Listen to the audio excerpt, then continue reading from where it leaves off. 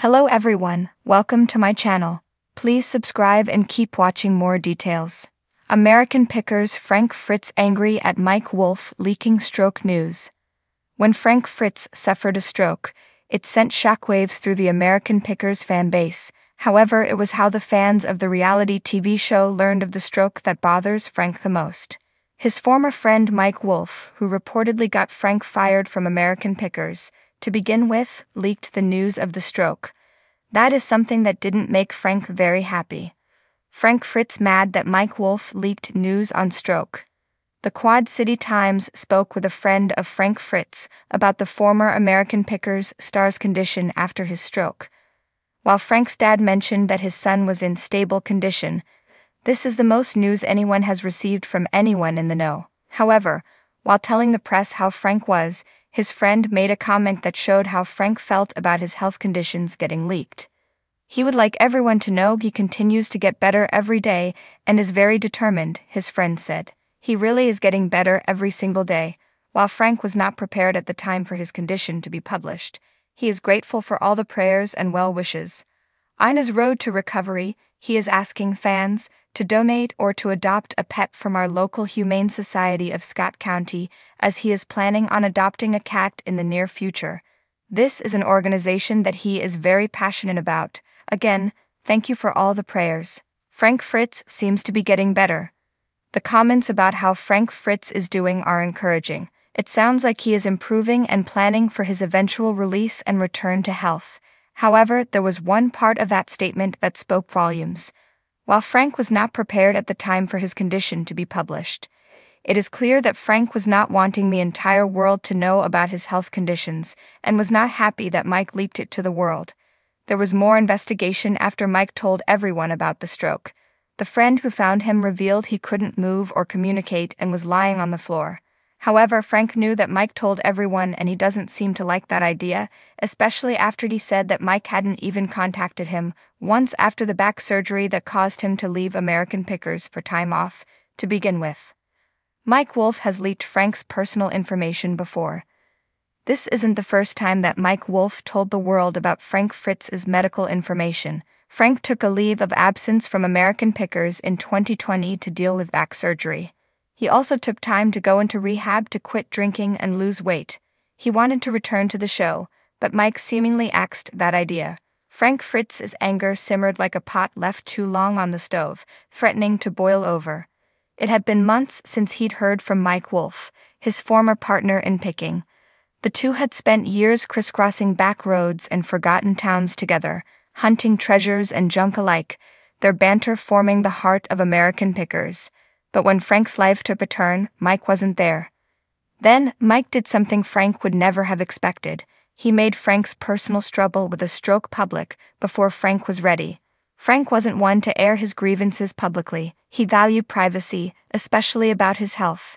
The stroke had blindsided him, bringing fear and uncertainty into a life where he'd always been in control. For a time, it was only a small circle of friends and family who knew, keeping the news close. He had intended to tell people himself, maybe when he felt stronger, when he could explain things on his terms. But Mike's announcement had stripped away that choice. One morning, Frank woke to a phone flooded with messages, and when he read the headlines, he felt as if he'd been hit all over again. Not only had Mike shared the news, but he had done so without giving Frank a heads up. Anger roared up inside him, tinged with a bitterness he hadn't expected to feel toward his former friend. All Frank could think about was why Mike would do this. Was it a ploy for sympathy? An attempt to control the narrative, or was Mike trying to paint himself as a good friend? Images flashed through Frank's mind of the years they'd spent together.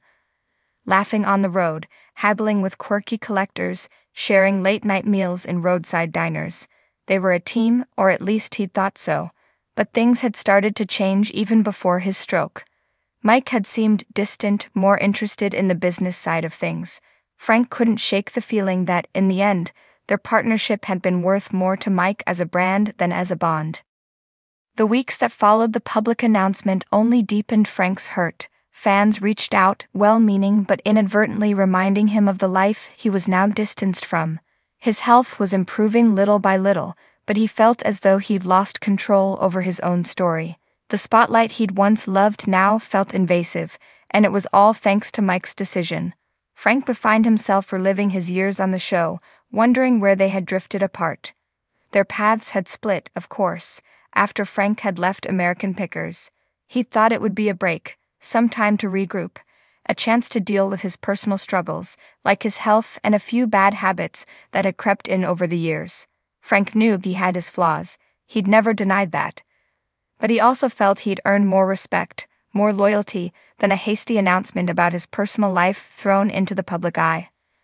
Then, one day, Frank's phone buzzed with a message from an old friend, a mutual acquaintance from the picking world who had always respected Frank's privacy. "Frank," the message read, "I know things have been rough, but I thought you'd like to know that people are on your side. They feel like this wasn't Mike's story to tell." Frank sighed, feeling a bit of comfort at last. But the anger hadn't gone away, it clung to him like smoke after a fire. He wanted to talk to Mike, to ask him why he'd gone so far over a line that had always been clear between them. "Mike, how could you?" he muttered, voice low but thick with emotion. He thought about dialing Mike's number, his fingers hovering over the screen. But he couldn't press the button, it had been too long. Too much had been left unsaid, and now too much had been said without his consent. Over the following weeks, Frank took solace in his own quiet victories, getting stronger every day, regaining his independence bit by bit. He wasn't done fighting, but he also wasn't sure he could ever reconcile with Mike. That bridge, once solid, felt charred and broken.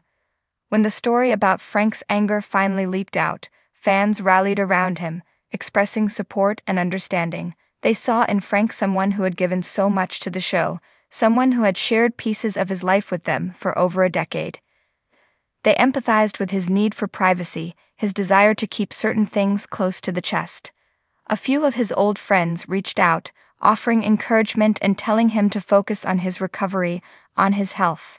Frank listened, taking their words to heart. He may have lost his partnership with Mike, but he hadn't lost everything.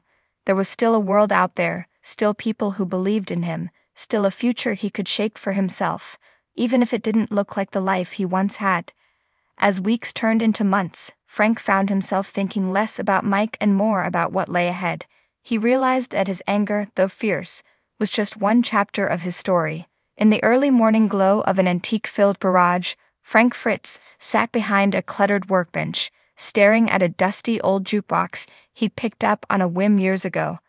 The machine had lost its charm, its buttons sticky and dusty, the records within long since silenced by neglect.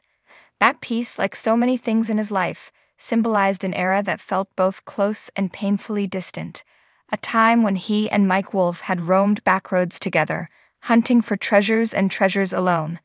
These days his mind felt far away from relics and treasures. It was cluttered with memories, whispers, and one recent controversy that had cast a long, bitter shadow over his relationship with his former friend. He clenched his fist, feeling the simmer of anger rising again, a feeling all too familiar since the news broke. It wasn't anger at what had happened to him physically. He'd come to terms with the stroke and the uphill battle of his recovery. No, it was the betrayal, the feeling that something so personal and private had been turned into public knowledge without his consent. "Mike," he muttered under his breath, trying to contain the ire that seemed to flare up every time he thought about it.